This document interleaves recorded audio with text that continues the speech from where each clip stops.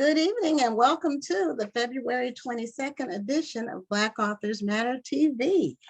I'm Gwen Richardson. I'm your host for tonight, along with my phenomenal co-host. Dr. Rhonda Lawson, that's so sweet.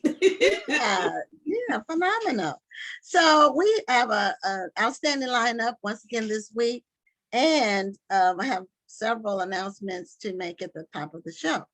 So first of all, Black Authors Matter TV will soon be a podcast available on all of the traditional platforms, Apple, Spotify, Google, Amazon. I think it's two more we're going to be on. So you'll be able to access it. If you missed the show and you're in your car, you'll be able to pull it up on any of those platforms. And now we also have a YouTube channel. We didn't have that until just this week. So we've put all the shows so far for 2022. We're not going to load all the past shows on there, but we loaded everything we've done in 2022 on our YouTube channel. Just type in Black Authors Matter TV for that one. So yeah, we're making a lot of, we're moving. Yes. We're not sitting still. Exactly. So next, registration for the National Black Book Festival is open. Early bird registration for authors ends on March 31st. You only have to put down $50, but I will say to reserve your table, and then the balance is due by July 31st. But because we had a lot of holdovers from last year that paid in full, they were in the virtual, but they're also going to be in this year's in person. I would suggest, if you want to be part of this year's, not to delay in putting your deposit down, because it's going to fill up a lot faster than it ever has, just because we have those holdovers. So just go to nationalblackbookfestival.com, click exhibitors, and it's easy to walk through. Our Black Authors Matter TV Award show is May 17th. The nominations vote start on March 15th. So the awards are on May 17th, but the process of voting starts on March 15th. And then the Jerry Pigney Children's Book Awards, which is a new award we're bestowing on children's authors. That process is now open. If you go to jerrypinkneybookawards.com, all of the details are there as far as eligibility, deadlines, and so forth, and what you gain if you win. So we're going to give away one book tonight. Because we had several announcements at the top of the show, I'm going to give the book away at the end of this first interview. And our first I was just going to say, have you ever talked about why you decided to name the award after Jerry Pigney? Oh, because he passed away last year, and he was a well-known children's African-American children's illustrator, like one of the world-renowned. So that's why we named it after him. Awesome. Yeah. So tonight's lineup, our first guests are Larry Miller and Lacy, who's his daughter. They've written a memoir together. I believe it's about him, but it may be about both of them. I don't know. Our second guest is Dr. Margaret Starks. She's an educator and children's author. Our third author is Jayne Allen, and she's a best-selling novelist. She was on the show several months ago, and she has the second book in her series that just came out. So she's coming back to talk about book 2. And we have Geremiah DelValle, and he is an 8th grader who has a fantasy book. He was on the show several months ago, and I think the book is out now. So that's why he wanted to come back and talk about the book after its release. So we have an amazing lineup tonight, and our first guest, we're happy to welcome them to Black Authors Matter TV. Larry Miller and his daughter, Laila Lacy. And the book is called Jump, My Secret Journey from the Streets to the Boardroom. So we welcome you both to Black Authors Matter TV. Hello. Hello. Welcome. Thank you. Hello. I see the cover in behind you, Laila. Yes, ma'am. And you are his daughter. They did tell us you were his daughter. That's correct. Yes. Okay. So first of all, why did you all decide to collaborate on the book? Well, it was an idea that I had had for quite a while, and I was just always kind of reintroducing it and bringing it up as something that I wanted him to consider. But he never really had the time to get started on working on it because he's very busy.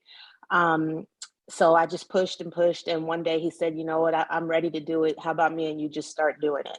And years and years later, here it is. Well, why this subject? Well, so why this particular subject did you write about?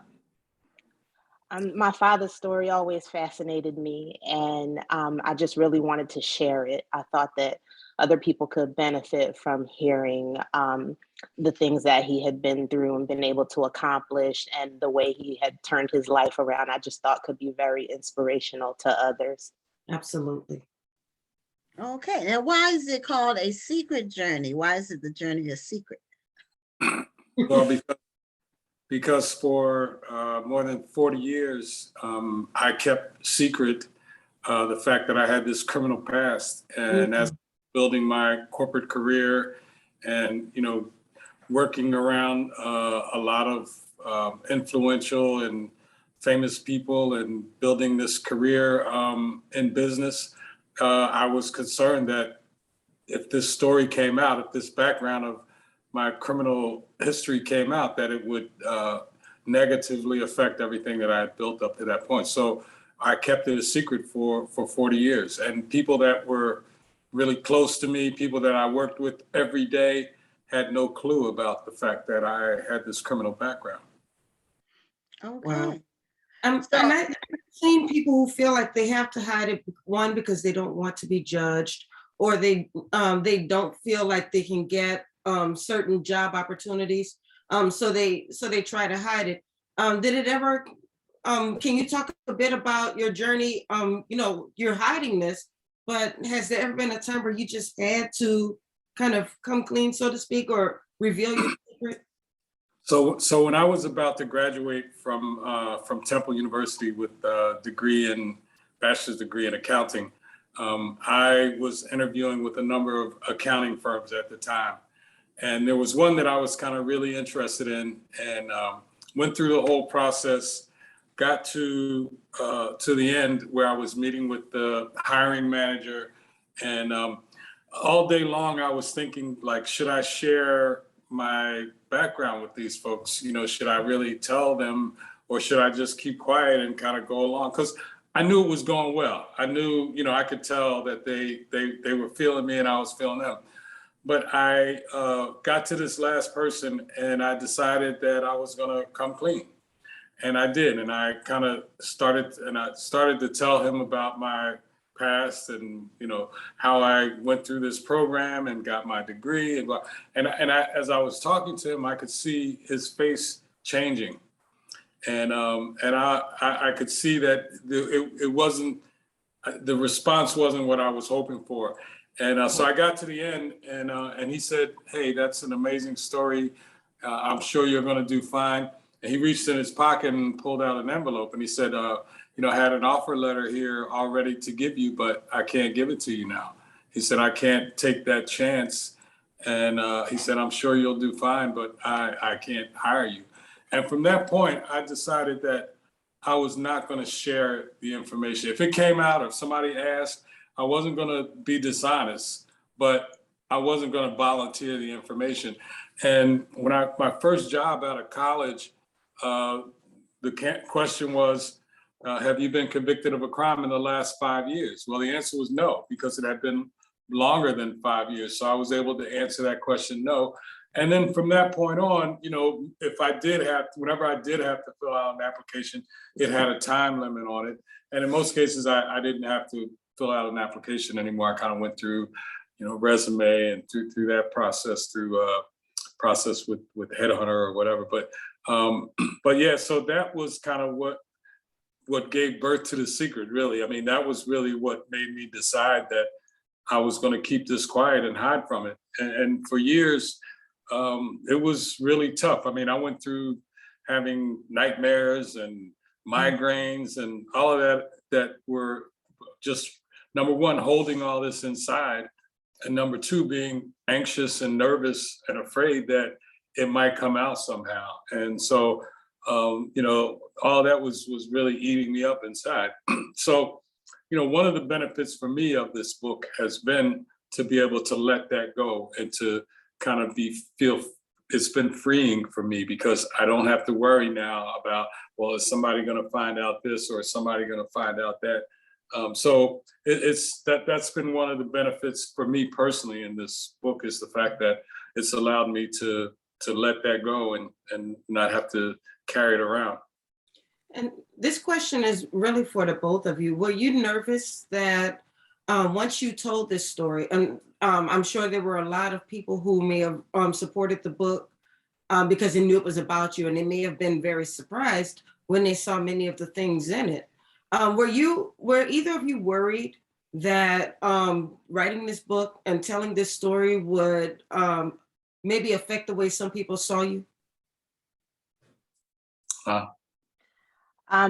It was a concern of mine, and I think that is part of the reason that it took us so long to finish it, and to be comfortable with sharing it. But and you may feel differently about this, Dad, but I feel that you have reached a point in your career where you could weather whatever storm came your way. So while I knew that there might be certain people who did not agree with our stances in the book, I do feel that the positive the benefit overshadows the negative. Absolutely. Now, Laila, I have a question for you. As you were working with your dad to write this book, did you discover some new things, some things that you didn't know about him in the process of? Yes, ma'am. Yes, I learned a lot. I had known some of the information just from being around and being alive, but we hadn't really discussed the details of a lot of it until we started to get into the process. So I definitely learned a lot about my dad's past, but I also was able to learn a lot about him and the man that he is now. And it was just such a wonderful experience to be able to spend time together and get to know each other, and because our paths were a bit tumultuous, and we describe it in the book, but I feel like I've gained such a better understanding of the man that he is today, that I'm really, really grateful that I was able to have the opportunity. Yeah, and I would like to just echo that and say that, it's been a pleasure for me to work with La on this. I mean, I feel like working with her made me a lot more comfortable in terms of sharing. I think if it was someone else, I don't know that I would have been as comfortable and able to feel that I could be as open as I was with her, because my feeling is, hey, she's gonna have to love me either way. So, but again, She's gonna love you, yes. But again, it was really rewarding for me, and to see how she grew in this process, because I mean, a lot of the hard work, the leg work, all that, she did, not me. I was busy doing other stuff, but just to see the growth and how she developed over this time period of doing this has also been extremely rewarding for me, and I'm really proud of her.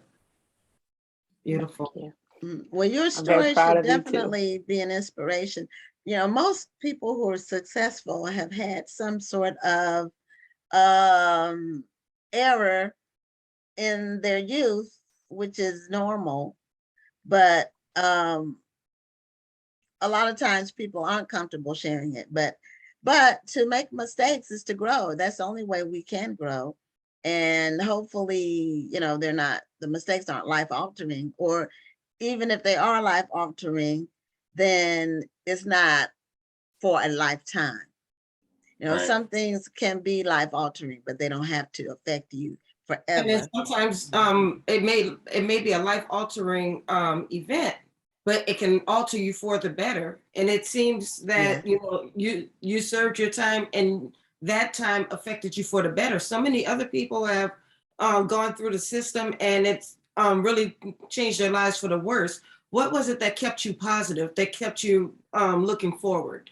You know, I think the last time I was incarcerated, I once I got there, I was really like kind of tired of it because I grew up in and out of jail, and it was like, you know, I need to figure out a way to like, something got to change here, right?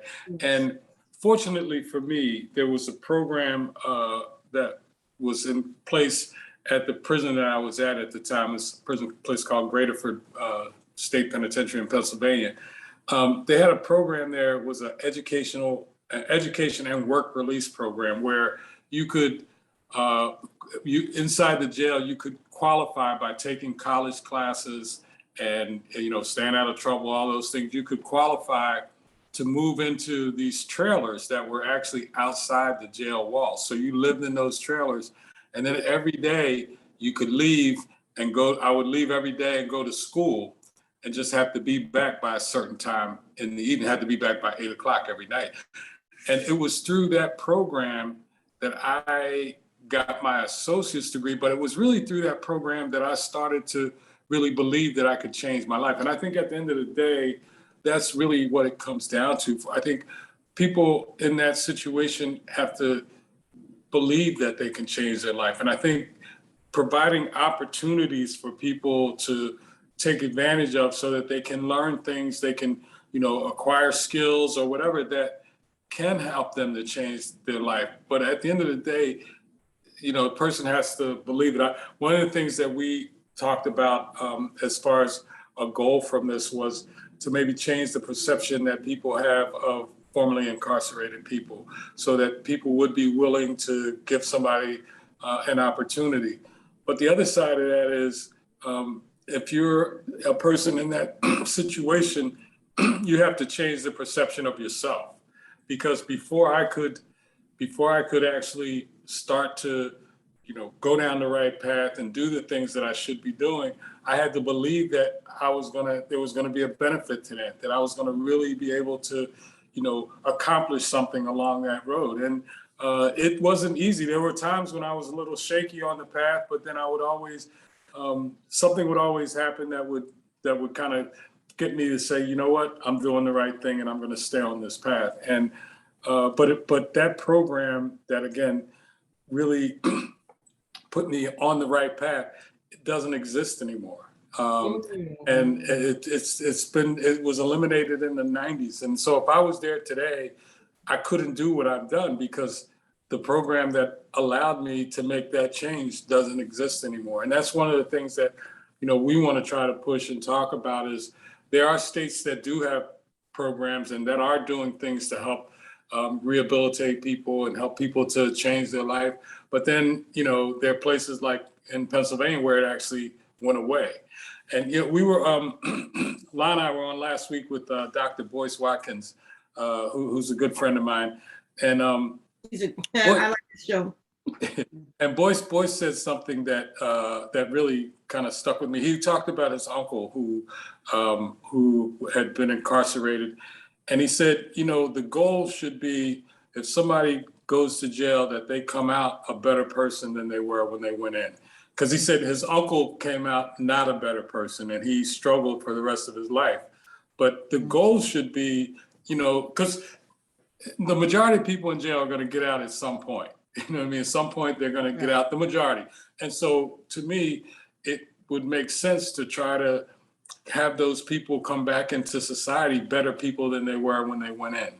And the only way to do that is by providing opportunities for people to improve themselves. Yeah, and I think you're right. You were very blessed in that these programs existed for you, and I do believe there should be more programs like this for incarcerated people because they could come out for the better. It's very sad that that program is missing. I was just going to say I'd never heard of it, and I guess I know why I've never heard of it. It's gone. But back in the like 70s, maybe 70s and 80s, I think especially in Pennsylvania, there was a lot more about rehabilitation than about just warehousing people. And I fortunately was there during that time period where those opportunities were available that they eventually did away with. And, I don't know if it was budget cuts or whatever they blamed on it, but those programs have all been eliminated. Yeah, a lot of those kinds of programs and other opportunities like that, they do require financing from the Yes. system, but in the long run, it's less expensive for Absolutely. the society if they invest in that rather than have this constant revolving door of recidivism where people are getting out and then getting back in. But a lot of times, in the political system, it's hard to sell that to the voting population. It's easier to do a default and just, a lock them up default. And that's unfortunate, but it would be a lot more cost effective for society if they invested on changing the people. If they go behind bars, if you're working on helping them change, that helps everybody. That helps them, that helps the community, that helps everybody. Absolutely. And we don't have enough people discussing it from that perspective. Now, I'd like to know what gave you all the concept or what made you confident in pitching it to publishers, the story? Or did you already have it? Did you just do like the book proposal and then got a book deal before the book was even written? That happened. So we actually connected with an agency once we realized that we thought we had something that could impact people and have an impact. We connected with an agency who then we looked at a number of different publishers, and they kind of guided us or put us in touch with different publishers, and we settled on the one that we did. We felt like they understood the goal that we had in terms of why we were doing this, and I think that was the key component for us selecting that particular publisher. Yeah.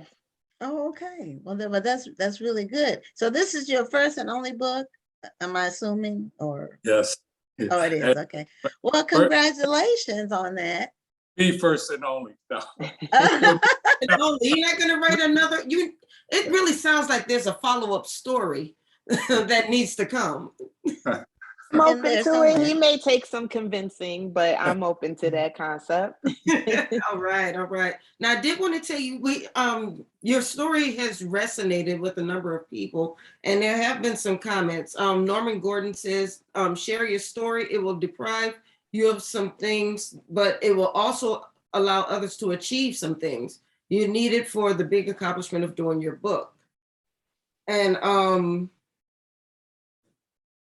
okay, so there are people who are asking what you did to go to jail. I didn't want to ask you that because I didn't want to concentrate on that, but on the book. But if that's something that you'd like to share, that's I'll leave that up to you. So no, I don't mind. I mean, when I was 16 years old, well, from the time I was 13 or 14 up until the time I was 30, I was in and out of jail. When I was 16, I shot a kid in a gang-related incident, and he died. And I was charged as an adult at 16 years old, and I was sentenced to 4.5 to 20 years. Did the 4.5 years, got out, knocked around, did some other stuff. Ended up going back to jail again for a number of armed robberies. And that's when I got involved in the program that I was talking about. When I was back the second time, I was sentenced to. For both times, I did about 5 years, both times. But the second time was when I got involved in the program and really changed my life. That's really great. Now, someone asked, what was the question I saw on here? Have you thought about writing a movie script? I actually, there have been a couple people who've approached about that. So, we'll see how that works out. But there have been a couple people who have approached us about that as a possibility.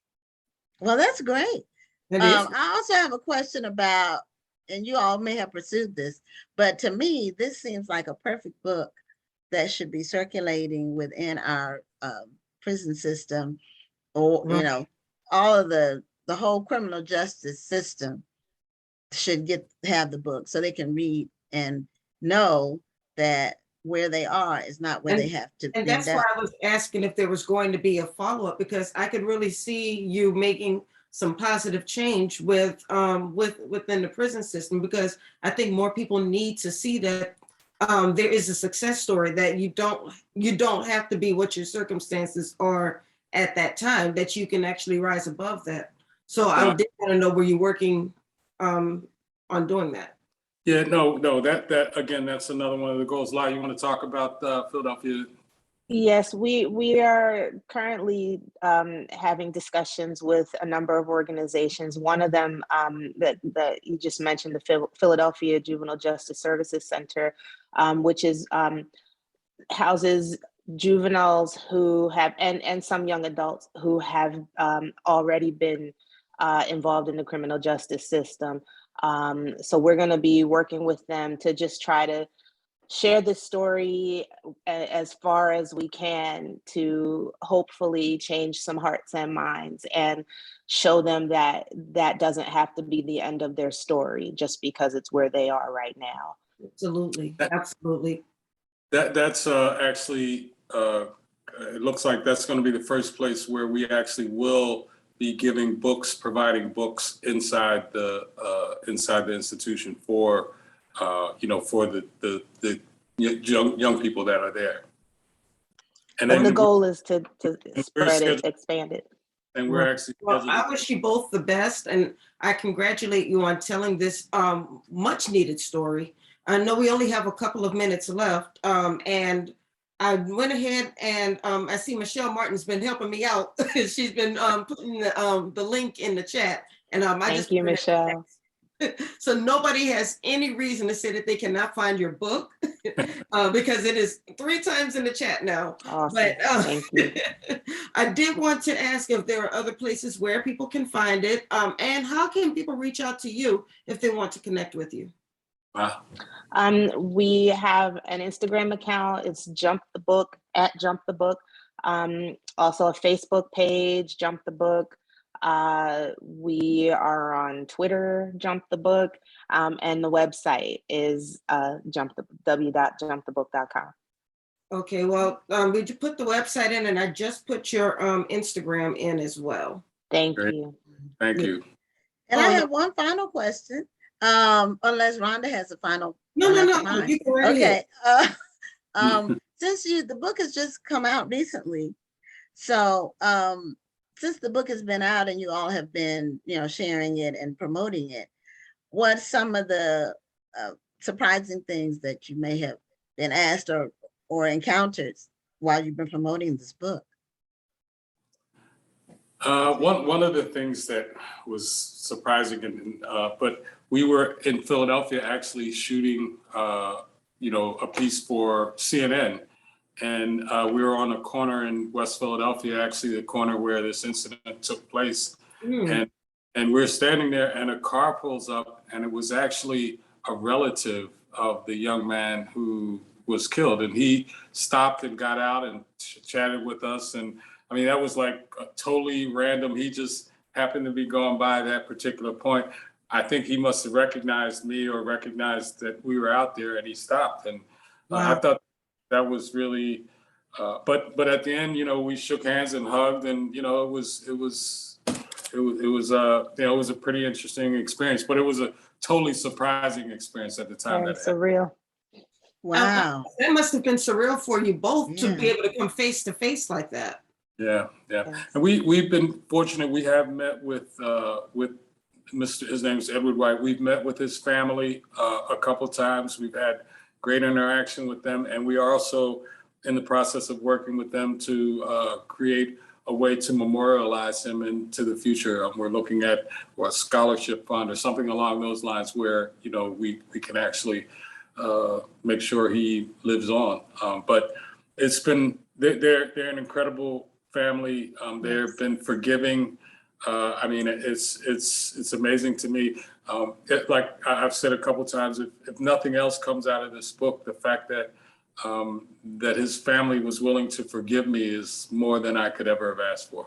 That's a story within itself. That is. I hope they do turn this into a movie. We need to see it. It sounds, it really, so well, the book is called Jump, My Secret Journey from the Streets to the Boardroom. It's by Larry Miller. And how are you pronouncing your first name? I thought it was Laila, but. Laila. Laila, okay. Yes. Laila Lacy, his daughter. It's a collaboration. Go out and get the book. It sounds amazing. And all Thank the you. best to both of you and your continued promotions and just helping people know that they can turn their lives around.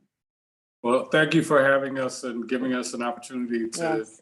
share the story and talk about the book. Thank you very, very much. Thank you both so Thank you much. thank you for sharing your story. I wish you all the best. And I will be keeping in touch. I'll be all over that Instagram page. Awesome. Please stay in touch. Yes, thank you. Yes. Thank you. Okay. Thank you. Thank Take you. care. Bye-bye. Bye-bye. So that was our first interview, and that was an amazing story. Absolutely.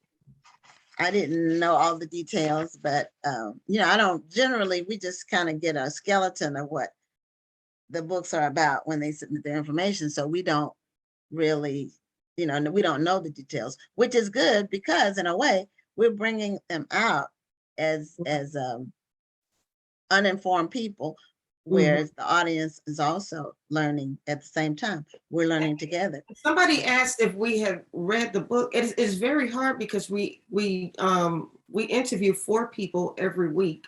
And if we were to read all 4 of those books every week, we wouldn't be able to go to work. Live. So the most we can do is kind of do that pre-interview that people do when they send in their information. Right. Now, a lot of times after the show, we buy read the book books and read it, and as do our viewers, and that's the whole purpose of having people on the show to learn about their books, because there are many, many, many, many books that I bought personally as a result of people being on the show, and I know our viewers do too. So, and plus, I'm in 2 book clubs. While they're still talking, right? And I'm in 2 book clubs. I also read for myself, so it will be impossible. And we do now. If we did 1 person a week, maybe we could, but we do 4 individual people every week. Now, I did promise, and I don't want to step on the second interview, but I did promise I was going to give away a book. So this is, we had mentioned it last week. This is the sequel, book 2 in Tiffany Warren's series. This one's called All the Things I Meant to Tell, and we gave away book 1 last week. So the trivia question for this week is the same question we had last week, which is name one of the 3 main characters in the book. And the first one to name one of the 3 main characters will get the copy of All the Things I Meant to Tell by Tiffany Warren. So our next guest, I'm going to go ahead and bring her on. Her name is Dr. Margaret Starks. She is an educator and a children's author. Her book is called Jazzy's Journey. When I grow up, what will I be? A doctor, a teacher, maybe an MC. Okay, MC, yes. And Dr. Margaret is wearing her Black Authors Matter t-shirt. And looking good. Her hair matches her t-shirt. She had the color coordination with the earrings and the hair and everything. So it's all so Dr. Starks, welcome to Black Authors Matter TV. Thank you so much, Queens. Thank you for having me, Sister Rhonda and Gwen. Thank you. I really appreciate it. I'm so excited to be here. Well, we appreciate you being here, and thank you for bringing that positivity with you. Absolutely love it. This is going to be a fun interview. I see it already. Now, you had your book release and signing recently in Pittsburgh. On our previous guest was from Pennsylvania as well. So that was interesting that you all both from that area. I'm not sure if he lives there now, but he had just mentioned that he was in Pennsylvania. And tell us about your book, your children's book, and you were named the rapping principal at the school where you is it the school where you are now, or was this in the past? So surely I'll tell you a little bit about the book, and my title is Rapping Principal. First, let me just say that I am born and raised in the #1 city, Pittsburgh, PA. That is where I hail from. I attended school here. I have devoted my career to the children of Pittsburgh. I've been an educator in this city for 29 years. And as a teenager, thank you. That's an accomplishment. We're not just gonna let you gloss by that. 29 years being an educator, that is a calling. Thank you. I've been an educator in our city for 29 years, same school district that I attended as a student, and now I am pouring back into the lives of the students here in Pittsburgh. But prior to me becoming a teacher, I was a rapper. As a young teenager here in the city, I released the first rap record from a female here in our city, entitled The Real Queen of Rap. I shared the stage with rap artists such as Roxanne Shante and Misha Me. And my dad, you know, he said, I don't give a darn about that rap, you going to college. So I listened to my dad and went on to college and became an educator. And I wrote the book just about a year ago, working with a childhood friend who's now the publisher of WE Publishing. And I wrote the book inspired by my students, inspired by my sisters. I'm the youngest of 6. So I have a very strong familial presence and background, and inspired by my very own children. So this story is entitled Jazzy's Journey. When I grow up, what will I be? A doctor, a teacher, maybe an MC. And by God's grace, I just so happen to have been all 3. Oh, wow. Okay. I do want to ask you, because, you know, I like how you said a doctor, a teacher, or maybe an MC, because a lot of times we overlook things like entertainment or the arts, and we tell our kids to go strive to be a lawyer or a doctor or this or that. When my daughter was in high school, she told her teacher that she wanted to be an actress. He tried to talk her out of it. Her teacher said, no, you don't really want to be an actress. Why don't you try to be a doctor? Does your mom know you want to be an actress? She said, yeah, she supports me. She doesn't really support you. So, you know, so we tell people these things instead of actually encouraging them to go for what it is that they love. That's right. To follow after their dreams. My mother was my biggest fan.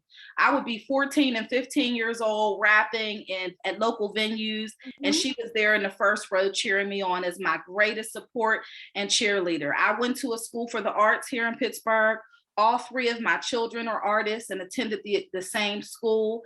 I would never discourage a child from pursuing that artistic talent and gift that God has blessed them with, because for if not them, then who, right? It's up to us to change the world and create the world that we want to see. And art is love. Love is art, you know, so it's all around us everywhere we look. So the entertainment industry is booming. You know, not that we want to discourage education, because we know literacy is our liberation and that's our foundation, but we still want students and children to birth that love of artistry that lives inside of each of us. Absolutely. Okay, now what was your name as a rapper? So years ago, my name was Jazzy. Okay. Oh, so you're Jazzy. Yeah. So years ago, my name was Jazzy. However, the story it's fiction. It captures some moments of little Jazzy's life, some moments of my life as an educator, some snapshots of my journey as a daughter and as a sister. So, you know, it's a fiction, but it is birthed from my truth. Yes. Okay. Well, how did you get interested in rapping as a child, though? I mean, I will tell you this. I called myself a rapper when I was 14. I wasn't good enough to even get half a record. I was just doing it to be fun, but you did it and became great at it. So I see that's the difference here. Yeah, so I as a teenager, I enjoyed writing my entire life and leading. So there was a group here in Pittsburgh, the Pittsburgh City All-Stars, and it was under the direction of a local DJ, Sly Jock, and his brother, Mark C. And some young friends and myself, we went out and auditioned to be a part of this traveling group. And initially, I was just a choreographer for some of my peers with making their dance moves and writing their raps.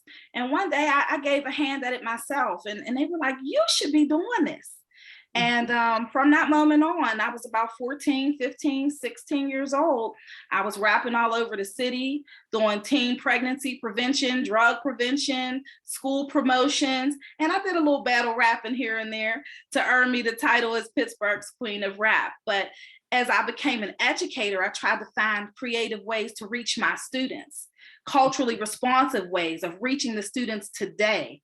And I use rap to do that, to meet them where they're at, you know, not to shame them for their art, not to shame them for making that beat on the table, but to find a way to connect through rap and meet their needs educationally. So it's a win-win.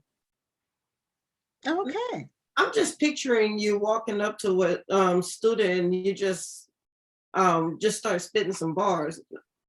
Is that what you do? Or is there a certain time? Well, you know, that's exactly how it happened for me. Initially, I went into my school, you know, meeting all of the typical principal expectations, right? And about 4 years went in. I've been there for 11 years at my school, and I'm at Miller African-Centered Academy in Pittsburgh. So it's one of the only African-centered education centers in the state where we promote Black and Brown children, placing them at the center of the learning experience without apology. So it's like one of the best kept secrets in the district. But nonetheless, a kid was beating on the table, making a beat, bump, bump, sh, bump, bump, sh, sh, bump. And, you know, I walked up to him and he looked like, ooh, the principal's here. You know, I better stop beating on that lunch table. And instead, I just joined him. You know, this is my contract and it's stating that I'll beat the queen forever. The kids are like, ooh. And once I realized that they were interested and engaged in that, I was like, we could be rapping about reading and math and science and, you know, relevant topics that are happening in their lives. And I've been doing that with my students for the past 5 years, back to school raps. And yeah, wow. Now you had said that you have created some nationally recognized back to school videos as the rapping principal. So how do you do that? Do you go into the studio? Do you just kind of do it on your own and then put them on YouTube? How do you make them available to people? It's interesting that you would ask that question. I had no idea of doing this, and Pittsburgh Public Schools Public Relations Director, Mercedes House, came to me one year and said to me, you know, Dr. Starks, we'd like for you to do a back to school rap for the kids. And I literally filmed myself on my phone, and she promoted it across the district. And, you know, on the first day of school, the news media met me at the door and ran it on the news media, the local radio station. It just morphed into this huge thing, and it was so big and beautiful, and the kids and the students and staff were so excited that I started being asked to do it every year. Yeah. So, you know, now the city looks forward to hearing what's Dr. Starks going to say about the Steelers making it to the playoffs, or about COVID-19, or about, you know, they look for it. And so I feel compelled to put the pen to the paper and put a little jingle together. Okay, so anytime some significant event happens, they know they're excited to come to school because they know the rapping principal has a word for them. That's exactly right. That's amazing. Right. And you said that the local news caught on to this, but I'm quite sure that this is caught on nationally now. It really has. We just had a fresh start for the Head and Heart, a welcome back event for the second semester of school, where the superintendent visited our school and our newly elected mayor. We have the first Black mayor in the city of Pittsburgh. Just so happens we went to high school together. Shout out to Mayor Jayne. And, you know, he comes up to me like, hey, what's up, Jazz? You know, so it's like we connect in that way, and the students see that authentic truth, you know, and it makes them feel like they have agency, like they belong, you know. So he promotes the work, the superintendent, the district promotes the work, and it has really caught on. We've had a lot of good feedback, even some national recognition. There was a time we were really hoping to, you know, reach out to some of those influential leaders and influencers, Steve Harvey, Oprah. You know, I want these people to recognize the work that we're doing at our school to engage Black and Brown children, to give them agency, to give them a place that they feel is their own. So often we have to assimilate into school systems, you know, that aren't for us, that aren't set up for our success. But at our school, it's a school for us, for children of color to come and see themselves represented on the walls, in the text, in the literature, and to feel like they can flourish and become whatever it is they want to be without apology. Beautiful, beautiful. Now, how big is the student body, and what grades does it start and go through? It's a pre-K to 5th grade school. Okay. We serve just over 200 students. So it's a smaller, maybe a private school? It's a public school within our district. Some of the schools. Is it like a charter school? It's actually one of the public schools in our district. Okay. It has a very unique classification of supporting African history and African studies, where we talk to students about, you know, life before slavery. A lot of these history books just tell little Black kids that, you know, we started out as slaves, but we were kings, right. We were queens, and brilliant, beautiful scientists and educators. And, you know, students need to know that. And I think that if we talk to children of color about who they are and where they come from, we square our shoulders back and hold our heads a little higher, you know? So that's some of the work that we do at our school. So let's talk a bit about the book. How did you transition with everything that you'd accomplished?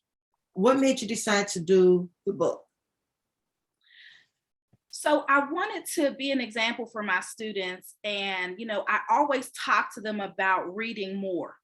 You know, if we want to improve these literacy skills, if we want to improve these literacy scores, we need to read more. And just telling them that isn't always enough. So I wanted to be a model and an example for them, and actually put my thoughts to paper. And in the book, you know, it actually talks about little Jazzy and her quest to become the best version of herself that she could be. So I was hoping that by writing that book, it might attract the attention of my students to say, hey, if she could do that, if little Jazzy could do that, then I could do it too. And maybe if I work hard in school and if I affirm myself every day, then I too can be that writer, that doctor, that artist, you know, whatever it is that I want to do. And so the students have really been supportive of the book. It literally just launched on my 50th birthday, 2/2/22. And we're near 1,000 copies sold. So the book has really taken off, and to see little children reading this book and completing the activity sheets in the back of the book and asking questions about it, I feel like I might be onto something. Okay, do you have a copy of the book with you so we can see the cover and so we can see what it looks like? Okay. Jazzy's Journey. So you have her sitting there thinking, what do I want to be? Right. So, you know, she's like, the sky is the limit, you know, and that's the one part that really made me think of my own life. I'm the youngest of 6 children, like I said, and my siblings and my parents, they really made me think that if I work hard, like there really were no limitations. And that's what we have to bring back for our children. Like hard work, determination, grit, fortitude, resilience. If you are determined, you can be whatever you want to be. Don't let a teacher, don't let a friend, don't let anybody put a limit on what you can become in this life. there are no limitations. You know, you create your destiny. And so that's what I'm hoping we convey through this story. It sounds like those words sound like words that you've told your students quite a few times. Every day, we do what we call our habari gani. In Swahili, that's what is the news, right? And every day I'm trying to affirm them, help them remember who they are, and to focus on excellence, becoming the best versions of themselves. The world will tear you down enough. You know, the school should be a safe haven where all children can learn, grow, and flourish, and where they can learn to home, but the school as well, you know, where they can learn to love themselves and to see the beauty of who they are. And so those are words I use every day with my students, every day. Beautiful. And I think that's what they need. I think often, I know when I was growing up, you know, sometimes teachers try to use the opposite of what you just said. You know, not even just teachers, there were some adults, they want to tell you that you're never going to be anything, or you're just going to be a statistic. And maybe in the back of their minds, they think that by saying this, I as a child, I'm going to be like, well, I'm just going to prove them wrong. But sometimes that works the other way, where the child is saying, well, she's right. That is all I'm ever going to be. So why do I even need to try? So they need people like you in their lives who are going to recognize the greatness in them, and then they'll live up to that. You're absolutely right. And that's the culture that I try to create in my school, because, you know, I feel like I was that child in 12th grade. I was a high honor student. I was active in my community, but I remember sitting in a psychology class, going around a circle with the teacher asking us what we wanted to become after high school. And I said, I want to go to college. I couldn't wait until it was my turn. You know, I want to go to college. She said, Margaret, I don't think you're ready for college. I don't think you're mature enough. These educators, adults, have the power of life and death in their tongue. And just imagine if I didn't have that strong foundation to prove that teacher wrong.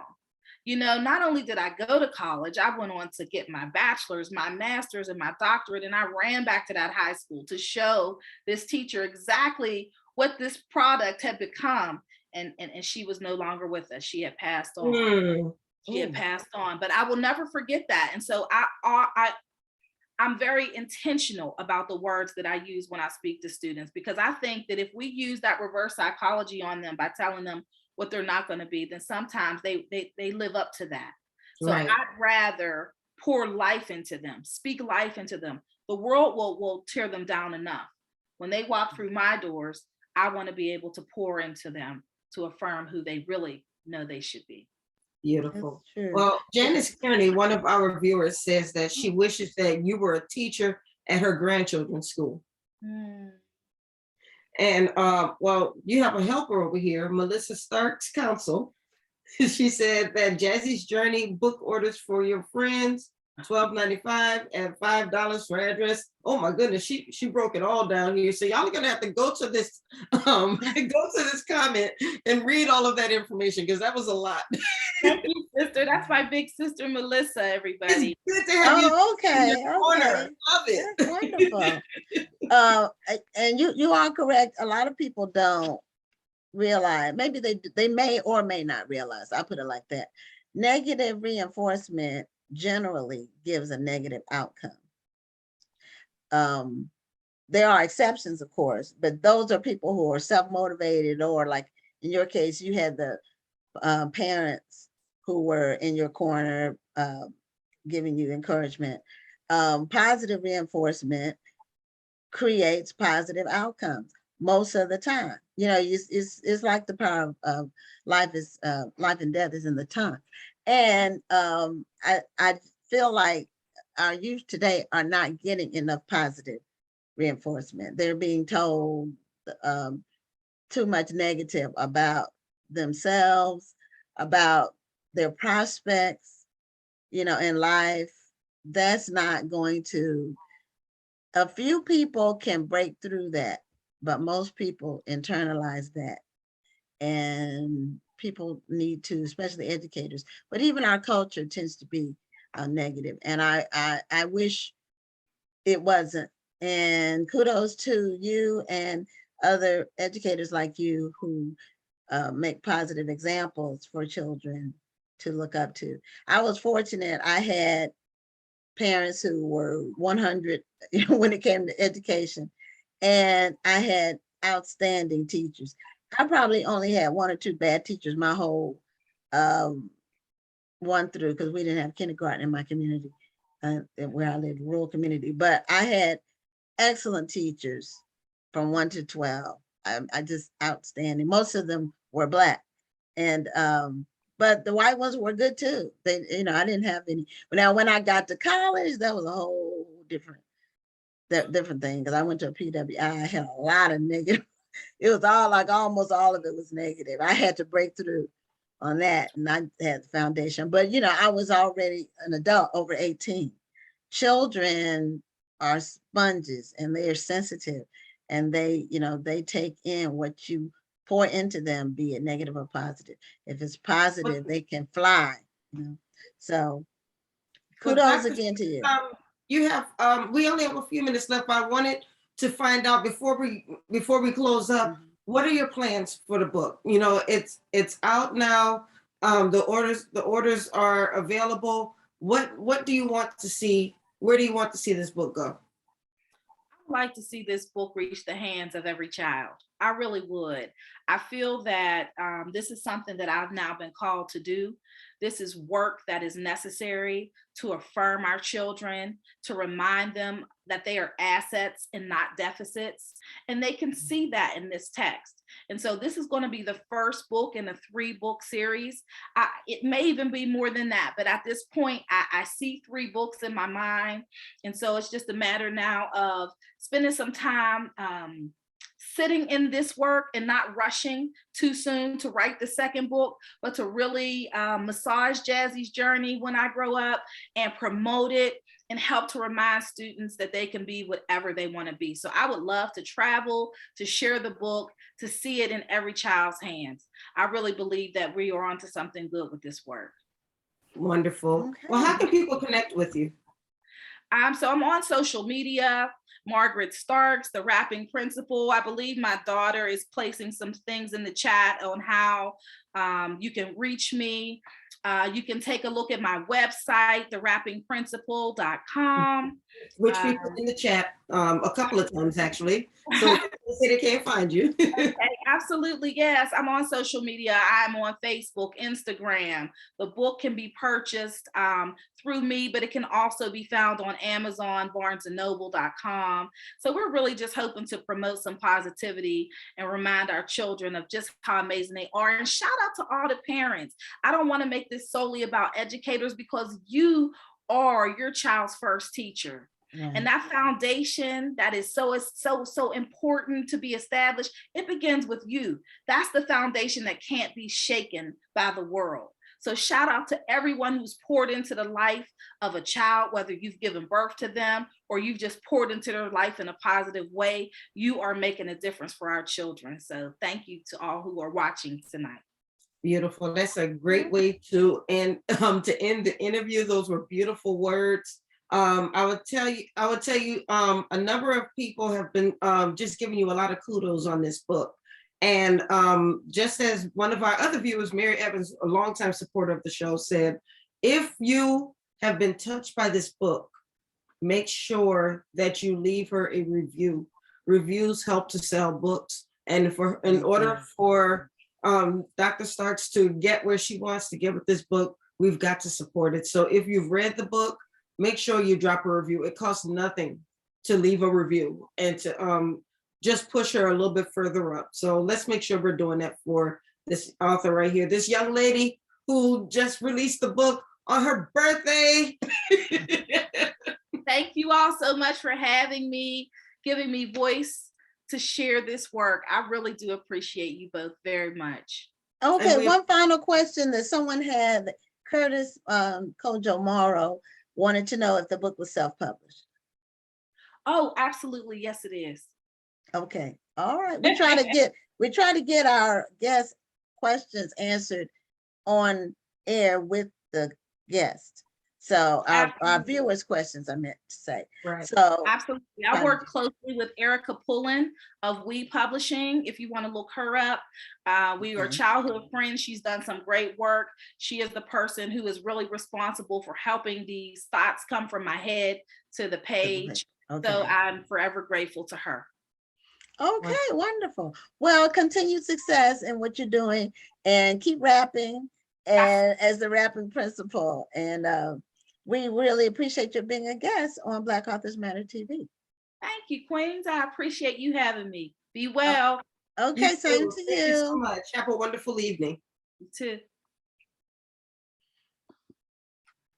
Okay, we're going to be bringing on our third guest, but before that, for those who may have missed the top of the show, Black Authors Matter TV will soon be a podcast on all of the podcast platforms that are the most used. So Apple, Spotify, Google, Amazon. And so you'll be able to listen to it, not just on Facebook with the video, but sometimes if you're on Spotify and you want to hear the episode that you missed or an interview that you missed, you'll be able to do that as a podcast now. So we are continuing to make moves. We're not sitting on our laurels. So you know, Janice Kearney answered your question. Which one? She said Kimberly. Name one of the three main characters. All the things I meant to tell. For the book. For the book. Yeah. Okay. All right. She said the answer was Kimberly. Janice, you get a copy of Tiffany Warren's book. It will be mailed to you this week. So you should look for it soon. I think we already have your address, but DM it anyway. Yes. At the National Black Book Festival's Facebook page. So our next guest is Jayne Allen. Jayne has been on the show before. She was on with her book, Black Girls Must Be Exhausted. And now she, must die exhausted. That's what that's really impactful or tragic, whichever you want to say. But her new book is Black Girls Must Be Magic. So she's taken another angle on it. And they're both fiction. It's a series she's doing. And she's going to tell us about the series, again, remind us about the first book, and then tell us where she goes with it in the book too. Well, welcome back to Black Authors. Thank you. Thank you so much for having me again. It's so good to see you guys. Yeah. You've been busy. I've been seeing that cover all over the place, by the way. So congratulations to you for getting the word out about your books. Thank you. Thank you. Yeah, it's been a community effort. And so I really have to thank people that are reading and sharing. And I feel like it's such a collaborative experience. So that has been great to just be in community with this. So yeah, I'm excited about the second book, Black Girls Must Be Magic. And Black Girls Must Be Magic is a continuation of Tabitha Walker's story. She's the protagonist that is introduced in Black Girls Must Die Exhausted. And the first story meets Tabitha basically her worst day, and we take the journey with her through an infertility crisis as she reconfigures her plans for what fulfillment looks like for her, and has to find a courage within herself to redefine what it is she wants for fulfillment and happiness on her own terms. And she takes an exploration of relationships and family and friendships along the way. And she has the support of community, which is a big theme within the book. And the title is not tragic for Tabitha. It really takes on several different meanings, but it's first as an acknowledgement of the just weight of the experience of being Black and being a woman in contemporary society and just in society in general, and in all the ways that this is a weighty experience, but also all of the ways in which we're supported, in which we sparkle and shine and find joy and deliver joy in spite of these things. So it's really a celebration of who we are and an acknowledgement of all of the things that we overcome to be the incredible people that we are. So that is the nature of the title, the first title. And the second title, Black Girls Must Be Magic, is a little bit of the same flavor. There's a little bit of secondary meaning to everything that is also an acknowledgement of the weight of what we carry and who we are in spite of those obstacles that we face on a day-to-day basis. So that's for both of the titles. There's two different parts to her journey. In the second book, Tabby she's pregnant now. She's become pregnant. You have to read the first and second book to find out how and why. That's not too much of a spoiler, but right. She finds a way, and she's got to go through that process of really coming to terms with that impending experience of motherhood. And the question I asked myself in writing the second book was, what does impending motherhood bring forth in Tabby, and part of her journey of finding courage and the woman that she wants to be, knowing that she's going to be a mother to a child, hopefully if everything goes well, what would that change within her, and what would that make her seek to become, knowing that. And so that's this next part of the journey where she's really trying to figure out what she wants and stick to it. Yeah, and I guess listening to that, I've always, when I saw your titles, I've always thought tongue in cheek. I didn't think that you were saying that we have to die exhausted. I've always seen it as tongue in cheek because Black women, we're still holding the world on our shoulders throughout history.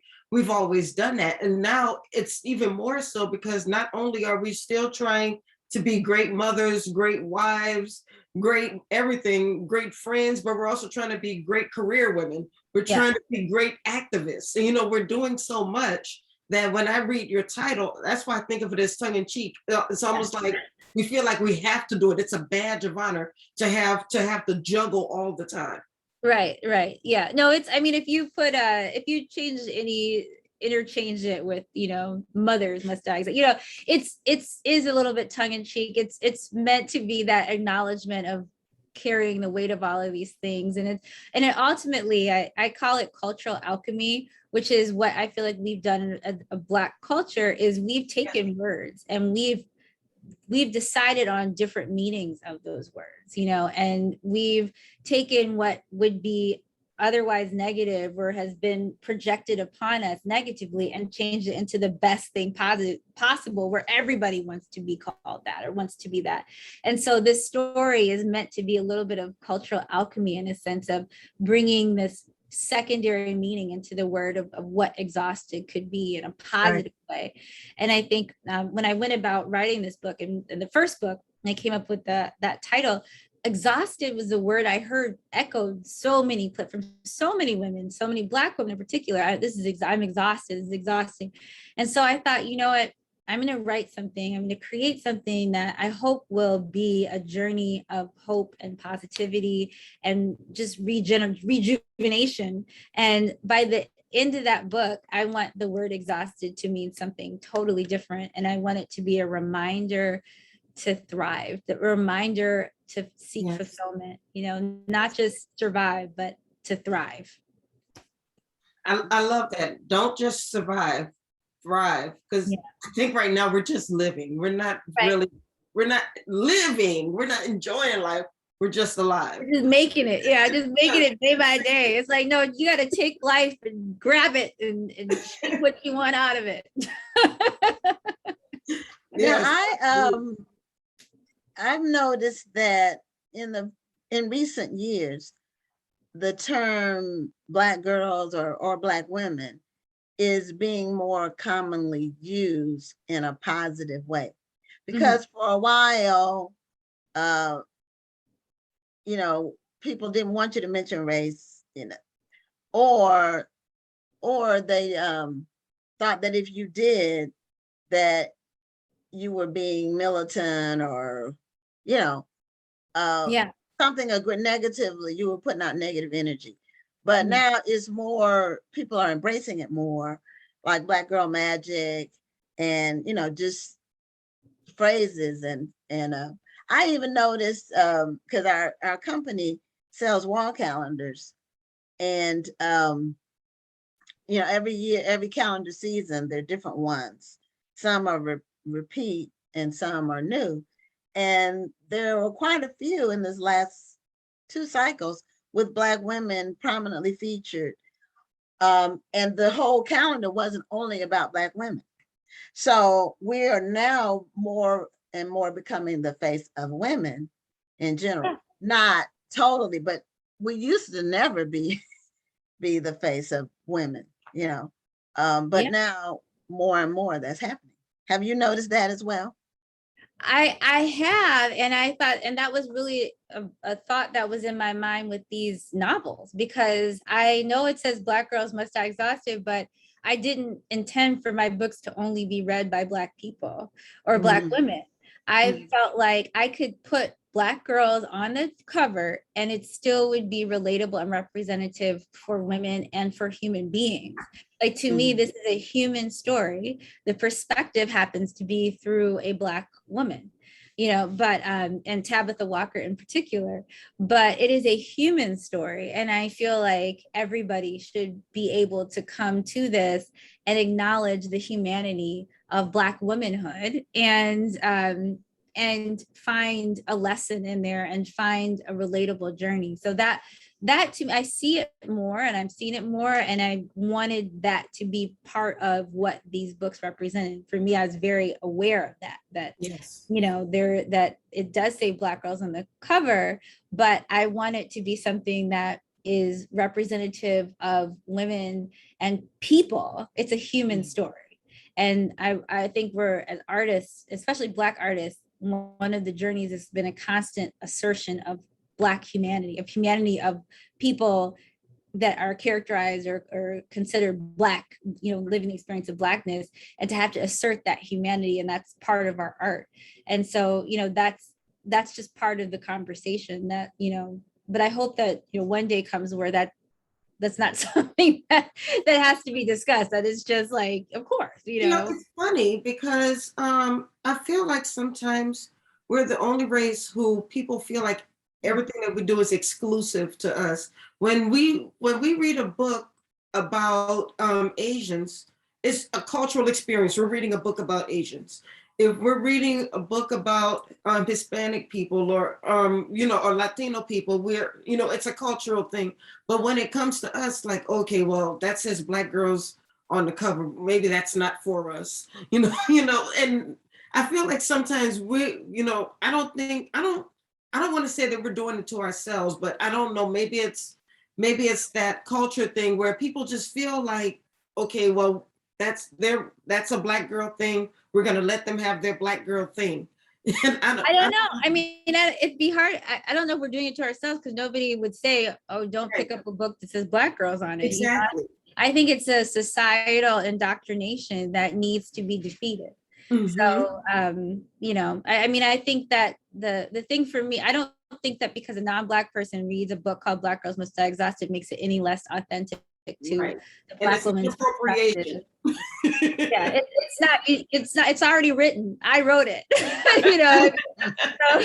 and I'm definitely Black. So, so I think that it's authentic to what it is. And so there should be no hesitation on the part of a non-Black reader to read a book that is, titled this way or is represented this way. Right. And I think any hesitation is a societal, is something to be examined and questioned. Why do I, if that comes up, then that would be a great point of examination. Why do I feel this way? And deal with that, because it doesn't make sense. Absolutely. Yeah, I agree with that. And also, I think with the summer of 2020, when more Black literature was read by non-Black people, or there was more of an openness to read it. That's true. That's not as much now. It's waned some, but things always do, because you can't maintain a high energy level on things for extended period of time. It doesn't happen. People would be exhausted.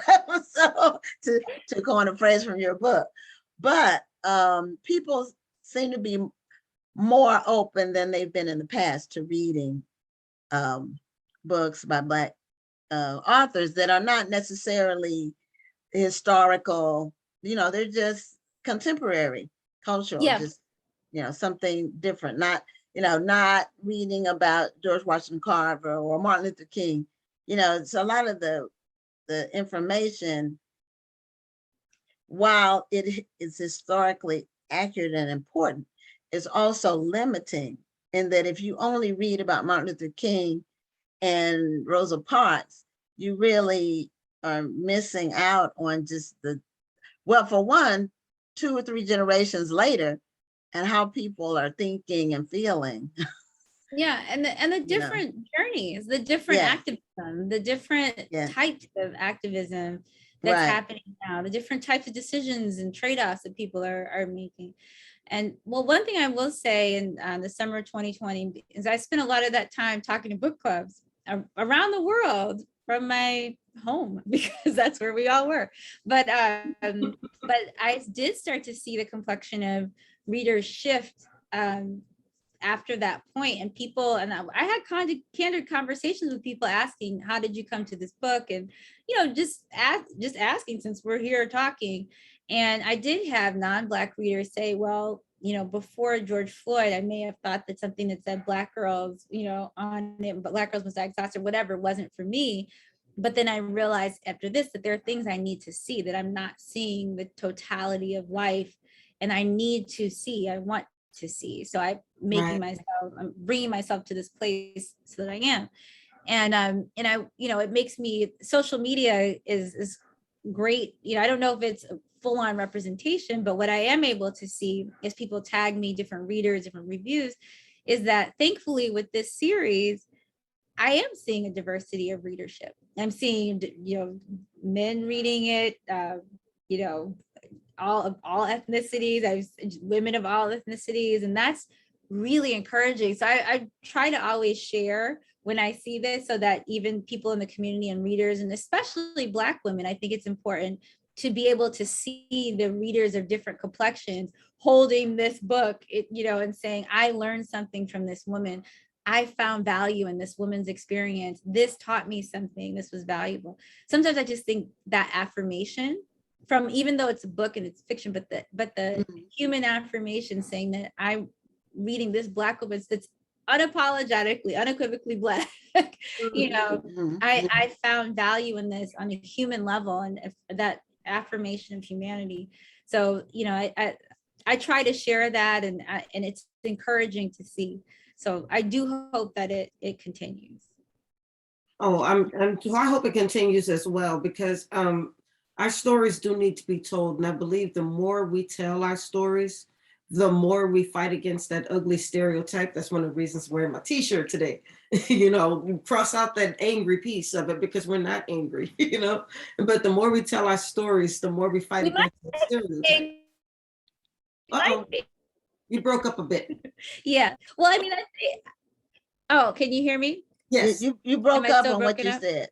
Mm-hmm. Oh, I was saying we might be angry though, and I think that being able to have the full experience of humanity, and part of that sometimes is anger, and not have that, be part of the stereotype. We should feel safe to express emotion without feeling like we're perpetuating a stereotype. But at the same time, if we disagree with the group or with the masses, it doesn't mean that we're angry and trying to be argumentative either. Let us be free to have the emotion that we have without having to deal with the label. Exactly. And without having the label projected upon us, unfairly, or, I think that's part of it. It's that, if you're expressing anything, then that gets characterized as anger. It's like you only have 2 buckets. It's like when there's really 15 buckets, it's like, come on. So That's true. That's true. And we need to move away from, we're slowly moving away, and I don't know what millennium we will be completely away from it, but we are slowly moving away from the default Mhm. that the term woman means white woman. Yeah. In America anyway. It could be any woman. I'm not saying it has to mean black woman. I'm just saying the default needs to move away from a white woman being the default for women, because there's all kinds of women. Yeah. So we need That's to. a very profound statement though. And I think a lot of people don't think about that. And I think people aren't really challenged to confront their biases, and that's one of it's like, if you think about woman, I say the word woman to you, what's the first thing that comes to your mind? Right. And people don't realize that that's a type of, programming. Yes. Societally, I think the thing is that if you ask a black woman to think of a woman, we're going to think of a black woman. It's about proximity. So if you ask a white woman or even a white man, when you think of a woman, what do you think of? They may think of a white person only because that's what's closest to them.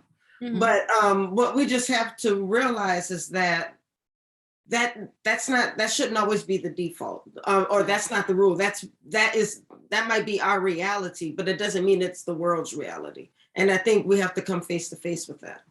Yeah.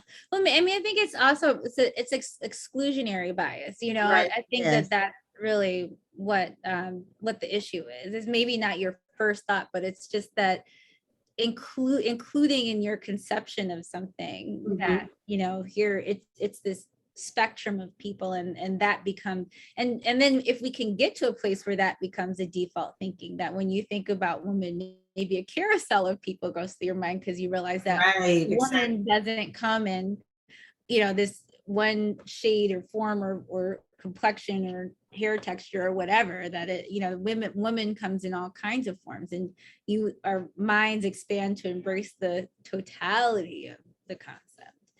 So right. And this is a little bit off topic, but it's on topic, but it's off topic. I just recently started watching the HBO show The Gilded Age. Mhm. And I love period shows, and it's a period show. I've been watching that too. I'm a couple episodes behind though, but okay, so you may not have seen this particular part, but and it's not a spoiler because it doesn't alter the outcomes. But the black woman who's in it, who's a writer, submits her work to a Christian newspaper. So this is in the 1800s. So she submits her work, and they like it, and then they invite her in to discuss writing for the publication, not realizing she's black. And so they make her wait for one. She's sitting out in the waiting area with all white men, everyone else waiting to go in to see the editor is a white male. So they see everybody else, and then they finally get to her. And when they get to her, he says he wants to offer her a position writing with the paper, but there's some stipulations. One, no one can ever know that she's black. And the story she wrote that had black people, she had to change them to white people. And this was a Christian publication. So she decided not to. So, but it's just the gall of someone that, you like my writing.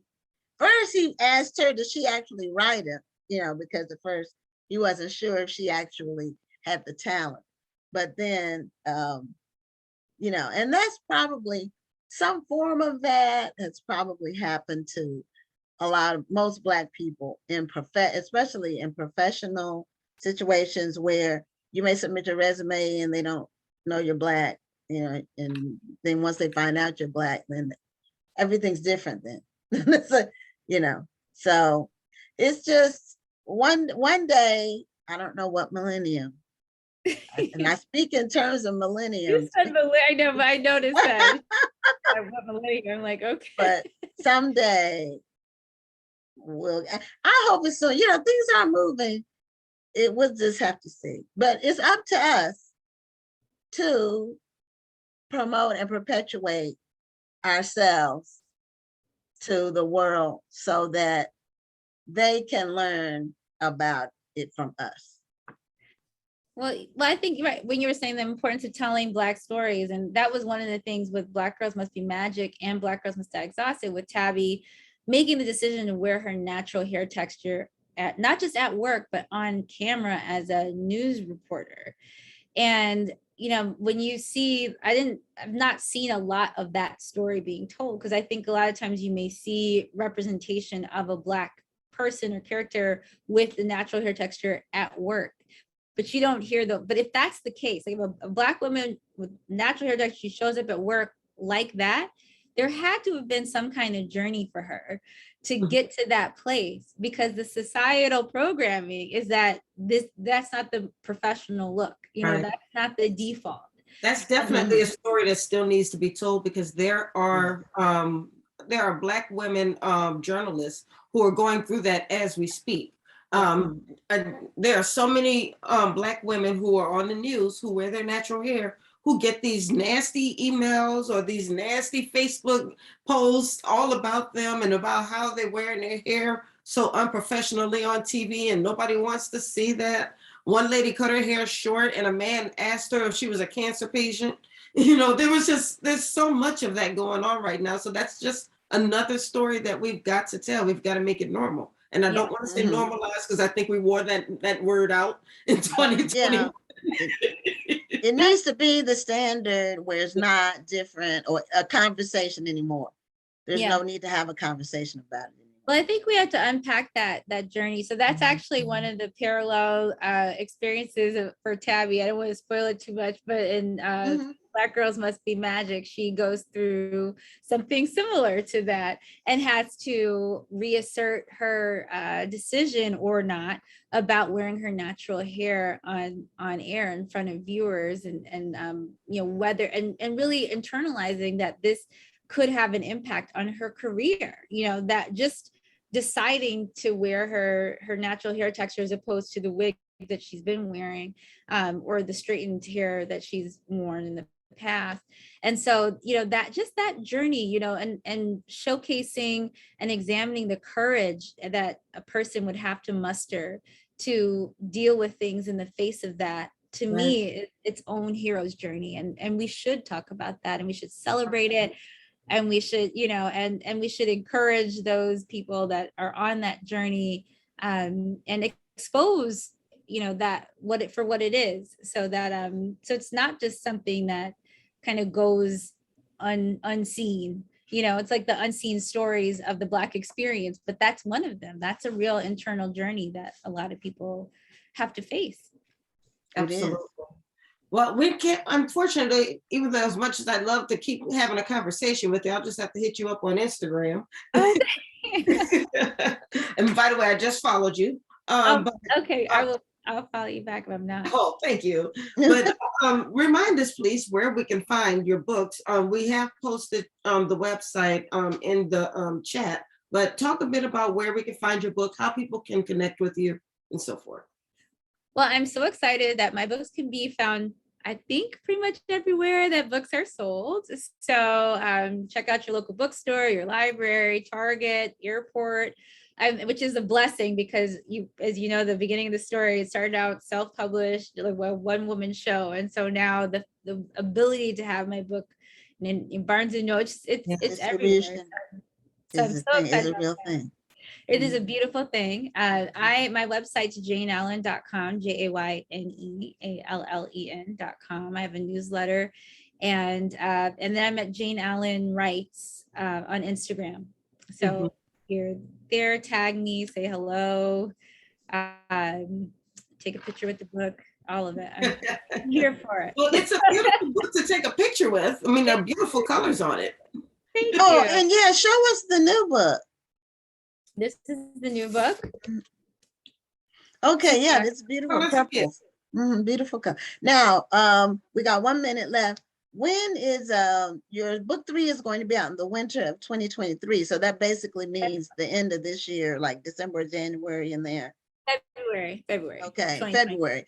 And what's the name of the third book? Have you named it yet? We haven't figured it out yet. No, we haven't named it yet. Okay, all right. I mean, it's hard to top Black Girls Must Be Magic. So now Yeah. we're working on that. Yeah, that's a memorable one. It is. It is. Well, Jayne, thanks so much for being a guest again on Black Authors Matter TV, and continued success with your series and all of your writing. Thank you. And thank you for the beautiful mug. By the way, I was drinking it earlier. I forgot to bring it in my office, but thank you so much. Here it It's is. so The lovely. Black Authors Matter mug. It's Yeah, classic. it's beautiful. My coffee tastes better. All right. Well, thank you so much. And you have a great evening. Okay, thank you. Thank you. Have a great night. You too. Bye-bye. Okay, so we're bringing on our final guest, Geremiah DelValle. I need to ask him if his name is pronounced DelValle. But before we bring him on, because then we'll close out the show at 9 or 10 on Eastern Time, I do want to remind people that the National Black Book Festival's author registration is now open. Early bird registration ends March 31st.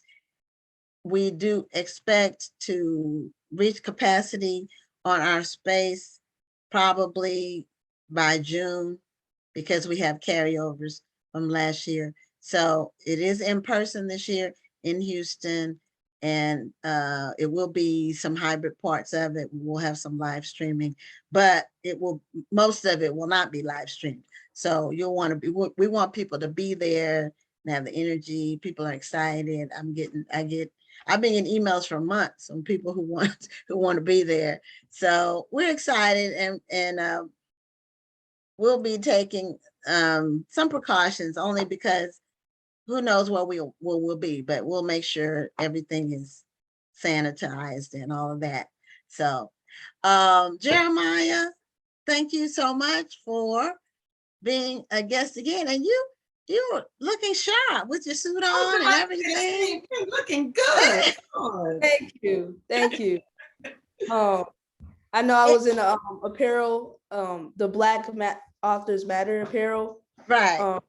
Last The last time. time. Yeah. Yes. So you're all dressed up, handsome, and I saw your picture that you sent in with you. Where was that taken? It looked like it was outdoors, like in the forest or something. Oh, so in our neighborhood, we have like a little lake, a little pond, and by that lake, there's a little set of rocks. So Okay. we just took some pictures right there. Well, very nice pictures, and I'm sure they're circulating. I love a good scenery picture. Yeah. Very nice. Thanks. Very nice. So tell us about you were on before, your book wasn't out yet. And first of all, how do you pronounce your last name? DelValle. It's like, Okay, DelValle. Okay, so I've been saying DelValle, but it's DelValle. It's French, I guess. yes, ma'am. I would say it's French. Okay, all right. Okay, and tell us about your book, Lands of, now you have to, is it Scientia? How do you say? Yes, ma'am. Yes, ma'am. Okay, all right. So is the book out now? It looks like you have a book there. So my book, so we had trouble with the printing company and all that. So right now it's on pre-order. It's on pre-order. Okay. So we have the pre-order. You can go to faithninja.com. Okay, Faith Ninja. So yes, it's Faith and then ninja.com. Yeah, we just put the link in the chat for anybody who wants to follow along. Pre-order it. Yes, and yes, please pre-order, because if you pre-order, then you can help the book to debut at #1 on release day. Thank you. The book, when you get there, there's pages. The pages, it says Geremiah on one of them. You click that one, and there's my book right there, and you can just tap on it, pre-order. The ebook and the audio book, we're planning on doing those. It'll be coming out soon. And all the books, when you pre-order them, they'll all come out in April 7th, my birthday. So Oh, okay, all right. Well, and and I like it. you'll be 14. yes, ma'am. Oh, okay. Wait, what? You've already got more stuff going on at 13 than some people have later on in life. So kudos to you for getting an early start, because that gives you some experience, and then you get to learn early from your mistakes while you're still what's the word I want to use? You're still, flexible to where, the older you get, the more risk averse you will become, most likely. Most people do. And what that means is you're less likely to take chances. So that's why it's better to like jump into your dreams early on in your teens and 20s, when you don't have as much to lose, or you don't have as many fears of rejection or failure. But the good part about it is that you can chase these dreams, and you can do the things you're doing because you have a family behind you who supports you. Yes, I'm glad that my family supports me. My mother, my father, they help me a lot when I do these type of things. When I was writing my book, they helped me a lot. They helped my book get published, helped edit it, they gave me wise words, encouragement, advice. And so I just want to say to my family, I'm just thankful for that. And I love you all. Thank you. Oh, that's beautiful. You're gonna make us cry. I know, that's what I was gonna say. So do you have siblings, Jeremiah? I actually have 4 siblings. Okay. It can be a mess sometimes. It can be fun. It has its ups and downs, having a lot of siblings. But I would have to say it's better than having no siblings, at times. Like, I feel like I have, if you have that power, you can make your siblings disappear. Snap of a finger, you can have them gone, and then you can bring them back. You have to think of the movie Home Alone. He was with his family, and they left him by himself by accident. He thought he could just enjoy the house by himself and have some peace and quiet, but then he missed his family. See, that's what's going to happen. Don't you make your siblings disappear. One thing about having siblings, you have to learn to share. And throughout life, you'll need that, because you'll be sharing with your spouse, or whoever you and your children when you have them.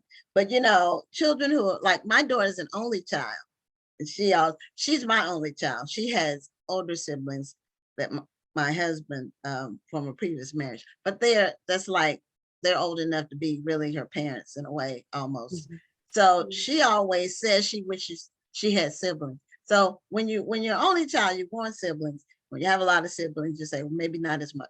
But this is, whatever world you live in, that's the world you're in. And you learn to operate and flow in that situation, whatever it is. So tell us about your book and what it's all about. Oh, well, my book is really just a sci-fi novel, just about 3 middle school kids traveling to a mysterious island where they find out they have to make this journey to save the animals, the inhabitants of the island, and just kind of like there to kind of like protect everybody on there. And on the journey, you kind of learn real science facts and all, facts about science and animals and stuff like that. Now, are the teenagers, do they have special powers, or have they been given a special mission? How did they get into this? So I'm trying not to spoil this. I'm trying not to spoil No, yeah, don't give spoilers. We don't want spoilers. Give an overview. Give an overview. They kind of get these necklaces. Let's just say that. So they kind of get these necklaces, and then some way, I'm not trying not to spoil it. Some way they like magically transport to this island where they're given this mission to save the island. And these they get special powers and special suits and all that. And they kind of like discover themselves and their powers during the journey of the book. Okay, we'll leave it at that. We don't want you to give away too much. I got to worry about my readers. Yeah, right. So what age group is your book targeting? Targeting, I would say late elementary, third graders, fourth graders, fifth graders, early middle schoolers, sixth graders, seventh graders. But really, I just want it for everybody, like, everybody just to read, just to pick up a book, just to, it's a book that you can just pick up, read, walk away feeling like you learned something. And I feel like it should be for everybody. Is it a graphic novel, or is it just on the pictures just on the cover? I think we talked about that the last time. It's just on the cover. That's what I thought I remembered, yeah. Okay, so it's a chapter book? A chapter book, yes, ma'am. Okay, and about how many pages are in the book? Is it less than 100 or is it more than 100? It's 120. Okay, all right, so it's not too thick, but it's a good size. Right, that's a good size for a chapter book of for that level of reading. I like that. Yes, ma'am. Thank you. So what made you sit down and say, okay, I want to write this story about these teens and make it a book? What motivated you? What was the spark that made you do that? As you know, from my previous interview, I have a love and an ease in science, a love for science. Always came easy to me. And I was drawing. I was scribbling. Let's just say that. I was doodling. And I had drawn these, I had drawn a lion, a monkey, and an alligator and all that. I just gave them names. And at the time I was thinking about something completely different. And then me sleeping, me thinking, and I was thinking about a couple of my friends. I was just thinking about what if we went to this island and all that. There was something to do, and so I just kept on thinking about it. Some ideas I have just kind of drift away slowly, just kind of die on their own. But this one kind of stuck on me, and so I could just I was writing it, and when I finally got an idea what I wanted to do, I kind of looked at my doodles, and I kind of had a picture in my head, and I just took out my computer, went to Office, and I just went to Word, and I just started typing. Okay. Yeah. So it just came to you. It was like, you know what? I need to do something with this. It's in my head. I need to get it down. I tell people that all the time. Get it out of your head and onto your computer or onto paper. You can always go back and play with it later, but you just have to get that story out, because if you don't, you're going to forget it. Now, what if you had just been lazy that day and said, oh, I'll just write it down later? You could have forgotten that story. Yes, ma'am. I feel like I wouldn't even be here wearing this nice suit, talking to you all. I feel like I might not even be here. Probably not if you hadn't had a book. Yes, ma'am. So I'm actually glad that I actually got up, got my computer open, and actually started typing. Now, how long did it take you to finish the book? How many months or years did you work on it? Now, the whole book, the whole process? No, just the book itself, the concept of the book. Yeah. March 2020 to August 2020. So I'll say about 5 months. 5 to 6 months. That's a good length of time. Yeah. So you had the summer, a lot of the summer where you were able to work on it. I would go out. And I'm a multitasker, so I multitask. And I just go out, I'll play some music, just sit down, enjoy the warmth of the sun. I just love summer. Summer is just my season. And I just sit down, I'll just start typing and all that until it's time to go inside, or I had to do some chores, or whatever just needed to be done inside. Okay, so in other words, you were being a responsible young man while you were writing. You didn't just say, okay, I have to write. I can't do anything else but write. Yes, ma'am. I could say that. I'll say that. Okay. So have you shared your writing journey with your friends, and what do they think about it? So with that, so I started to. So I was telling my friends I'm gonna write this book, And you know how some kids, they like start on something, they like want to something, and then, you know, it's kind of like, you know, 30 years later, it's kind of like, look at this thing I did as a kid. You know, it's kind of like pages, and the 2 pages that you wrote, and you're like, man, just forget about it. You kind of just put the computer down, you just forget about it. And They thought so that's what you would do. yes, ma'am. So that's kind of what initially I thought it was gonna be. But when I really started getting into the storyline and all that, and the plot, and, you know, the creativity, I was kind of getting motivated. So my mother told me that I should keep it as a surprise for my friends. Okay. So I'm planning to keep it as a surprise for my friends. I'm actually planning to, when I really do get the book, when I really do get a copy of the book, I can show my friends in person. So I think that's the best idea, because I mean, even with adults, sometimes when we share our plan or our idea with somebody who's close to us, they don't always give us encouragement. What they do is they sow seeds of doubt in our minds, or tell us what we can't do or how hard it's going to be, and then you start to doubt yourself. So sometimes it's best to just keep your plans to yourself and then just surprise them with your accomplishment. And that's what it sounds like you have in mind. yes, I do. My mother does believe that too. Yes, yeah. And sometimes people can't see what you can see. If you have a vision for something, and it's your vision, it's something you have in your head that you're going to bring to fruition. And sometimes people can't, their imaginations don't go as far as yours or in the same direction as yours. And when you describe something, they can't see the vision. That's why biblically it does tell us to write the vision and make it plain, so people can see it. And a lot of times people forget that. They just mouth it. That doesn't impact people the same way. What were you going to say, Jeremiah? I mean, I had to add to that because, you know, I'm a student, of course. So, you know, as a student of public schools and all that, there's a lot of group projects.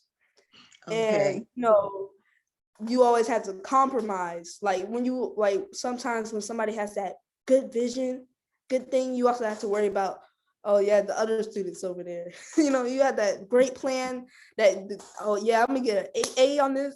And then you just like realize, oh, the students over there. And they realize they're in your group. And then you have to like compromise, get their ideas, compromise and all that. And it's not as great as your idea. So I feel like I can relate to that. I can definitely relate to that. I like the way you said that. Sometimes it's not as great as your idea. It happens. And guess what? It's going to keep happening throughout life to you. When I had the idea for Black Authors Matter TV, it was just an idea.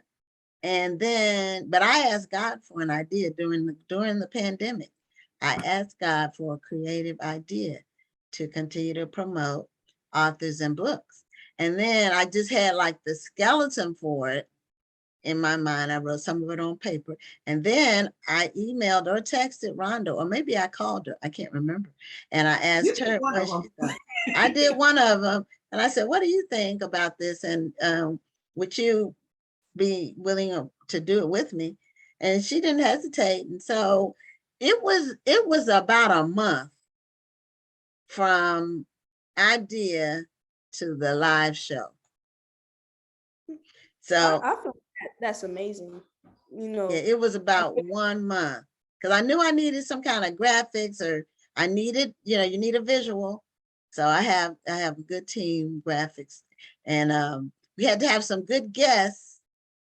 So on the first show, Rhonda was a guest.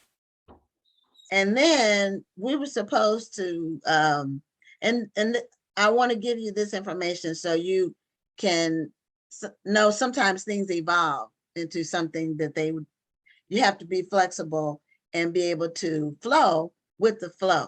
So when we did the first show, Rhonda was a guest, there were 2 other guests. And we were going to originally trade off. 1 week I would be the host, and then the next week she would be the host, and we would alternate. But the synergy worked so well on the first show that we just did the show together from that point. So I feel like it's almost 2 years. It's almost 2 years. I just feel like that's an amazing idea. Like all this is an amazing idea. Cause it kind of gives like, unheard, unknown Black authors able to be able to get a voice. And that's what we wanted to do. Right. The voice of their books, of what they created, to make people hear what they've written. I feel like that's amazing.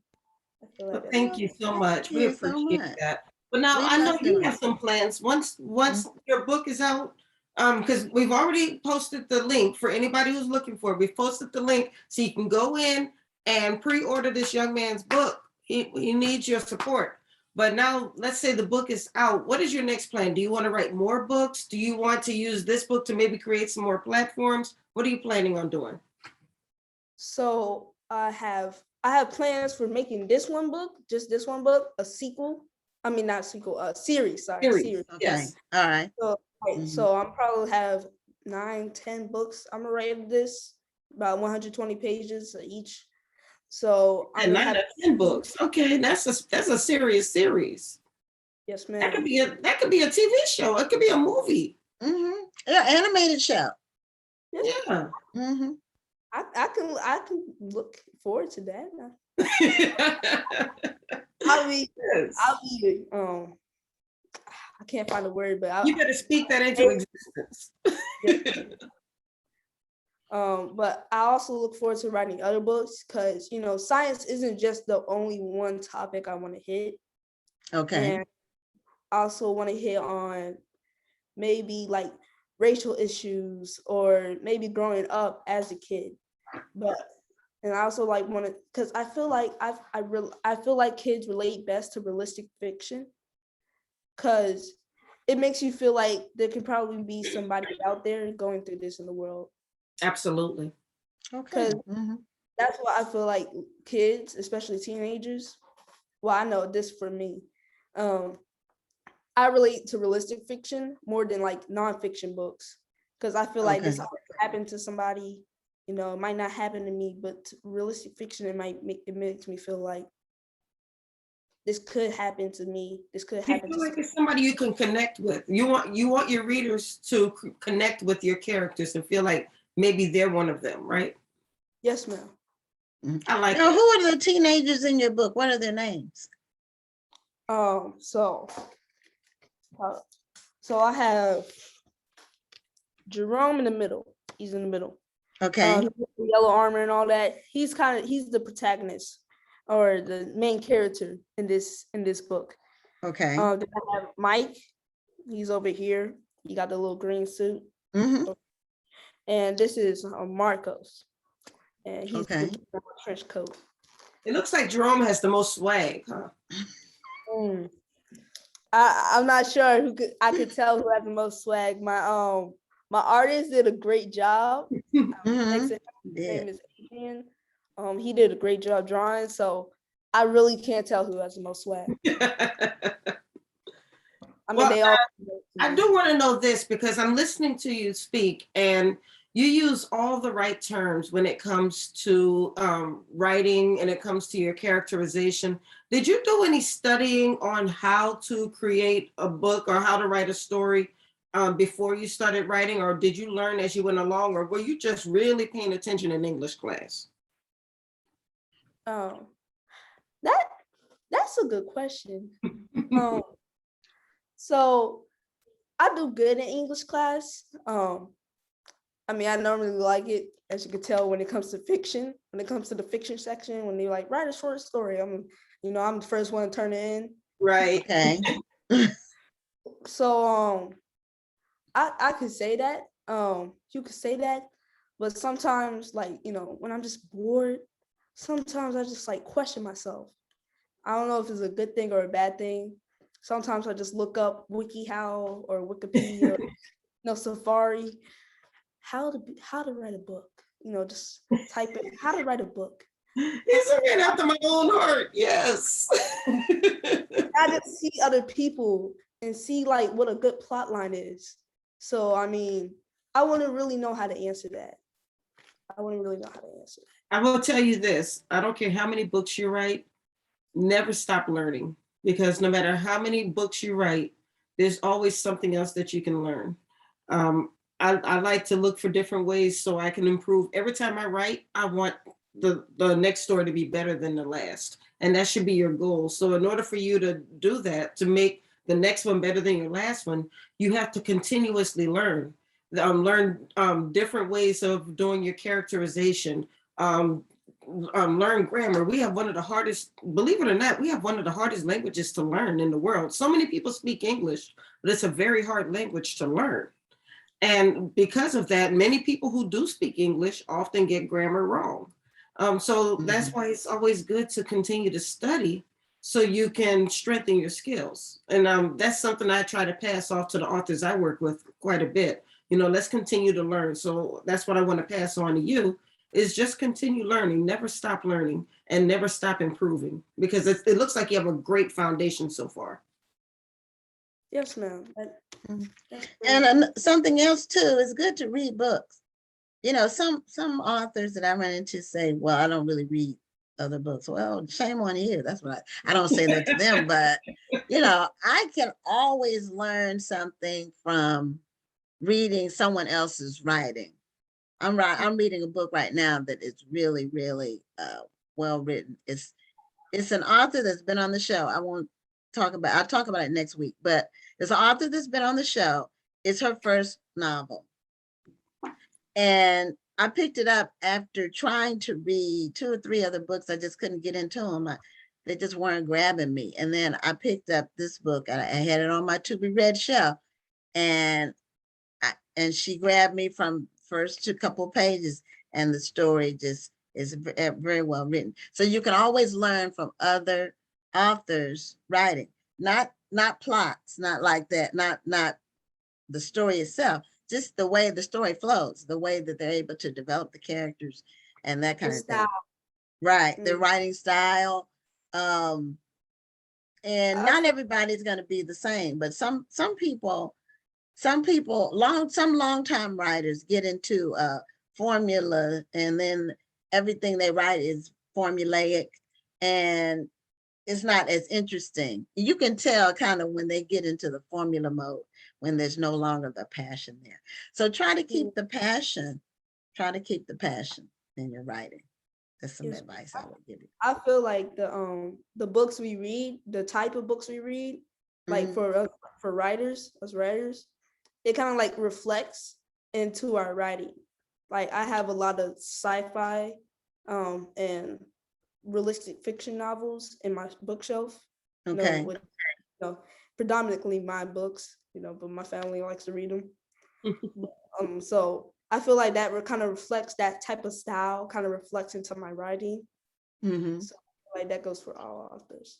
Well, and you have your own style too. Your grandmother, Deirdre Randall, said, "This is my grandson, and I am over the moon proud of him." Wow. Yeah, I would be too. He's a really a young man that's an example for other young men. And kudos to you, Jeremiah, for even knowing about a protagonist, because I've been writing since I was about 6 or 7, but I don't remember when I learned what a protagonist was. And I don't think I knew it at 13. So, I don't think I knew it at 13 either. I don't remember when I learned the difference between the protagonist and the antagonist. Those terms. I don't remember but I don't think I was 13. I don't think I learned it at I might have been in college. I don't know. So anyway, let's remind people again where they can get your book. And it's almost time for the show to end, and probably time for you to go to bed so you can get up for school. Yeah. I don't want to. Because this is a live show for people who may not be watching it live and watching the video, the recording. This is a live show. So it's almost 10 o'clock where Jeremiah is. Yes, ma'am. My alarm clock, and you know, me myself, I just have trouble getting up, and That's my problem in the morning. Not a morning person. But Well, not all of us are morning people. I'm not a morning person, so I'm just not, never have been. So, but remind people of the name of your book and how they can get it. Well, so everyone out there, my book is Lands of Scientia, and you can all get it, pre-order it at faithninja.com. Just click on the page Geremiah, and there it is. You can pre-order it. Thank you. Okay. Pre-order this book, and I'm gonna let you know, a number of people who are watching the show have commented that they have already pre-ordered your book. Yes, ma'am. And That's I just wonderful. want to say to the both of y'all, thank you for having me on for the second time. And I hope y'all have a great night. Okay, well, thank you. And kudos to your parents for raising such a honorable and mannerable young man, and somebody who's on the move. And we expect more great things from you, Geremiah. Yes, ma'am. Okay, you have a great evening and a great day at school tomorrow. Yes, ma'am. Have a great evening. Okay, good night. Okay, well, that's it for this week. That's an encouragement, having young writers on the show. Yeah. And just seeing what our next generation, that gives me hope for the future. Because sometimes, it can seem discouraging. We don't get to see enough of the young people that are really making some things happen, and just the creativity. We don't get enough of that. So next week we have another amazing lineup. I don't have the list in front of me, and it's already 9:01. So we will see you next week. I don't want to have to try to dig it out, but we will be posting the flyer. It'll be up tomorrow, so you'll be able to see who our lineup for next week is. And also, for those who have been following the journey for a new Renaissance, the ebook, it's done. It is already available for pre-sales on Amazon. Okay. And the official release date will be February 28th.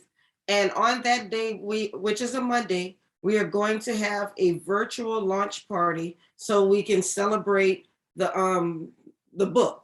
So there will be more information to follow on that. We'll be posting a promo video as well as a flyer tomorrow. And we want you to share. And I will tell you, a number of authors who are in the book are actually audience members from this show. So I want to thank you all for supporting this wonderful, wonderful project. The stories are outstanding. So I'm really, really happy. I can't wait for you to see it, Gwen. I can't either. I can't wait to get my copy and read all the amazing stories in there. And so, also finally, our 300th guests will be on our March 1st show in 2 weeks. That's coming up. Yeah, 2 weeks from now, our 300th guest. We've interviewed almost 300 different people. That's not 2 weeks from now. That is 2 weeks. March 1st? Next week. Oh, you know what? That's next week. I'm sorry. You're right. February is short. Yeah, February is short. 28 days. That's 1 week from now. That's next week. That's right. 300th guest. Actually, the first guest for the show next week is Dr. Wendy Ladat, and she is our 300th guest. So we're going to have a flyer. There'll be a flyer circulating on our page with her picture as a 300th guest, and then the show flyer for March 1st. I forgot. I got mixed up in my mind. It is March 1st next week. Okay. Well, that's it for tonight. We're 3 minutes over time. I'm Gwen Richardson signing off. You all have an amazing night. Thank you for tuning in. I'm Dr. Rhonda Lawson. And we'll see you next week, which is March 1st. Okay, good night, everybody.